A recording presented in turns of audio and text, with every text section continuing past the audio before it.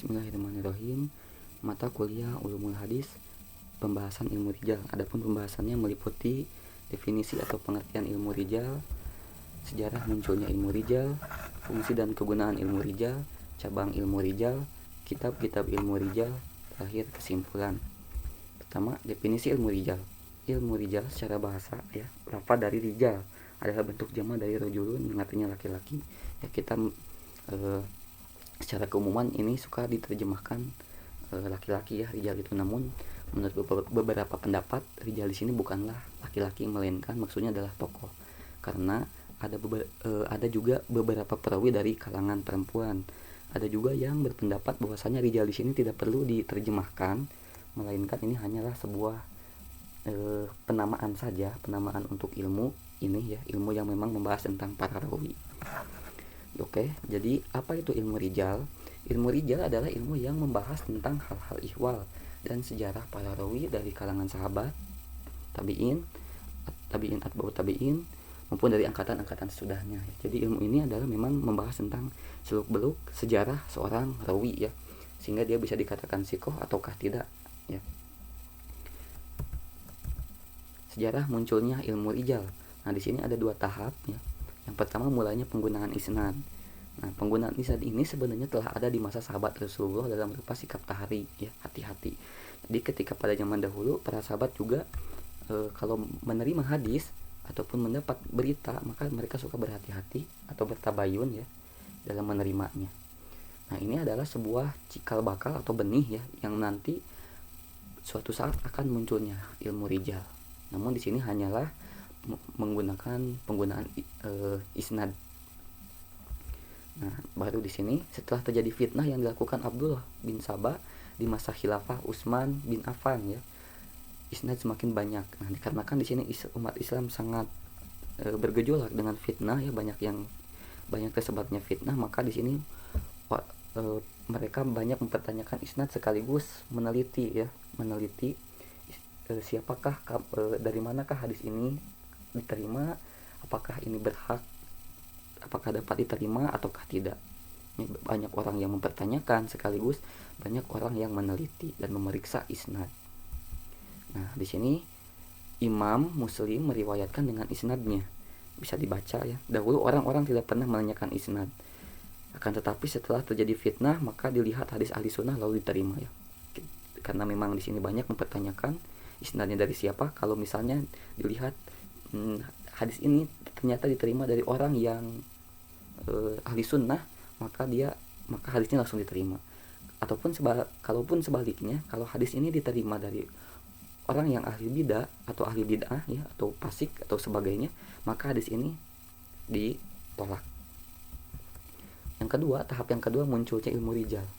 Nah, kemunculan ilmu rijal merupakan buah dari berkembang dan menyebarnya penggunaan isnad ya.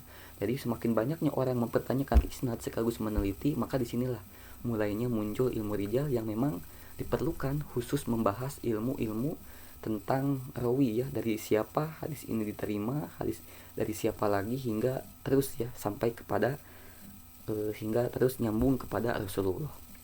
Sekaligus ilmu ini memang dibutuhkan untuk menjaga akidah ataupun ajaran-ajaran agama Islam. Secara berkelanjutan lahir banyak karya tulis ya, banyak di sini karya tulis para ulama yang membahas tentang ilmu rijal, walaupun hanya sebatas lisan ya, hanya sebatas lisan. Jadi guru menyampaikan kepada muridnya langsung di sini menuliskan apa yang dikatakan guru. Inilah hebatnya para ulama terdahulu. Mereka menerima langsung mereka menuliskan hingga menjadi sebuah karya ilmu rijal ini. Nah, ilmu rijal baru muncul setelah pertengahan abad kedua. Jadi munculnya ilmu rijal ini adalah pertengahan abad kedua. Nah, manfaat dan tujuan ilmu rijal ya, sebagai alat untuk mengetahui apakah hadis ini dapat diterima atau ditolak ya. Kalau kita mengetahui seorang rawi itu misalnya ternyata rawinya pendusta, maka hadis ini otomatis langsung ditolak ya. Kalaupun sebaliknya, kalau misalnya hadis ini ternyata ada seorang rawi yang memang baik hafalannya dan juga dia adil, maka kita langsung menerima hadis ini atau makbul. Yang kedua, memberikan pengetahuan tentang hadis yang lebih dahulu datang dan hadis yang datang kemudian. Jelas kalau kita membahas ilmu rijal ini, manfaatnya adalah kita juga mengetahui mana hadis yang datangnya di awal dan mana hadis yang datangnya di akhir seperti hadis tentang ziarah kubur ya.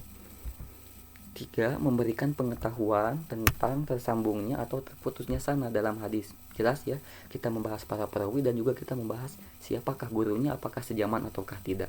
Kalau sejaman dan pernah bertemu, mungkin hadisnya tersambung ya, ataupun sebaliknya ternyata rawi ini tidak pernah bertemu, sejaman pun tidak, maka hadis ini menjadi terputus ya, munqati.